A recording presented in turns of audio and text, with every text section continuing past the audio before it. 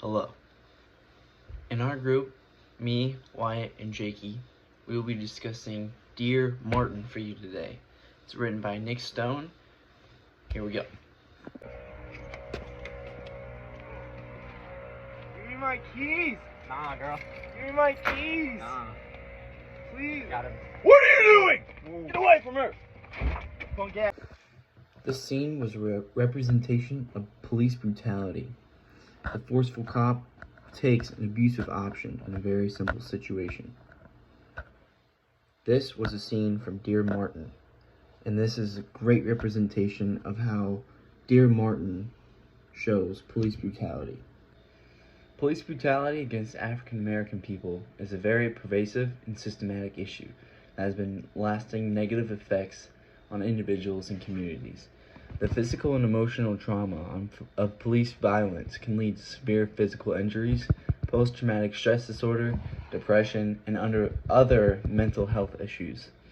In addition, police brutality often erodes trust and confidence in law enforcement agencies and can further marginalize already oppressed communities. Black people in particular are disproportionately targeted by police violence and are more likely to be subjected to excessive force, racial profiling, and discrimination. This creates a culture of fear and anxiety in which individuals and communities feel unsafe and unsupported, and ultimately undermines the principles of fairness and justice that are essential to a functioning society. Racism against African Americans is a destructive force that has profound and lasting negative effects on individuals, families, and communities. It is a system of oppression that keeps inequality, discrimination, and injustice alive. Racism can cause physical and emotional harm, erode an individual's sense of self-worth, and limit their opportunities for success. It can also create and perpetuate stereotypes and prejudices that can lead to dangerous and violent behavior.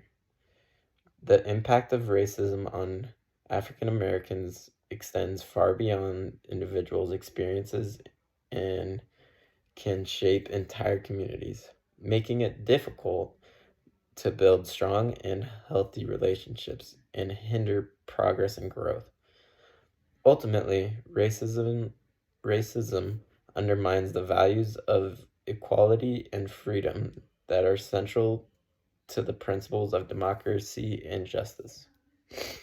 Racism and police brutality are extremely violent and harmful to our African American communities.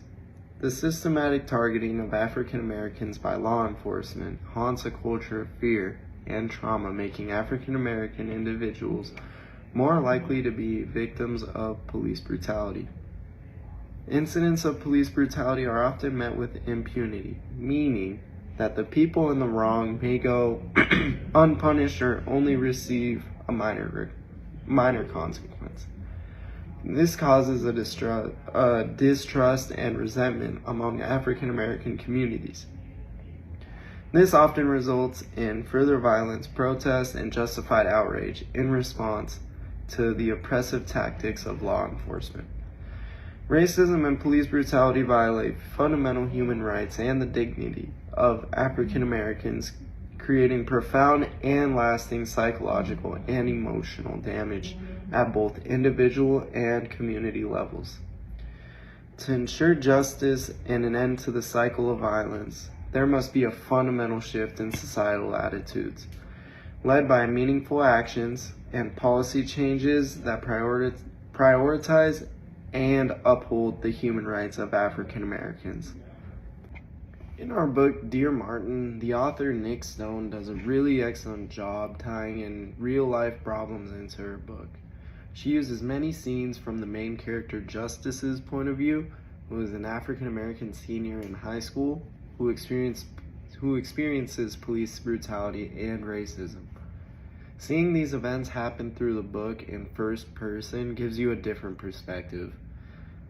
The book is it's easy to read in the way that the author, Nick Stone, she makes the conversations feel real, like that a high school senior would talk about, and it just feels really easy to connect to, which separates this book from other books and makes it a book that everyone should read to learn more about police brutality and racism.